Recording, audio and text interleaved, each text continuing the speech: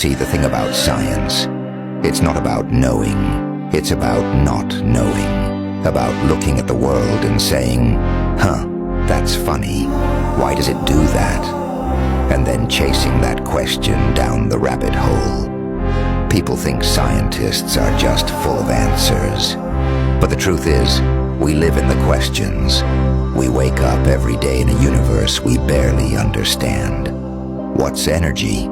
What's time? Why does a tiny electron decide to act one way when you watch it, and another way when you don't?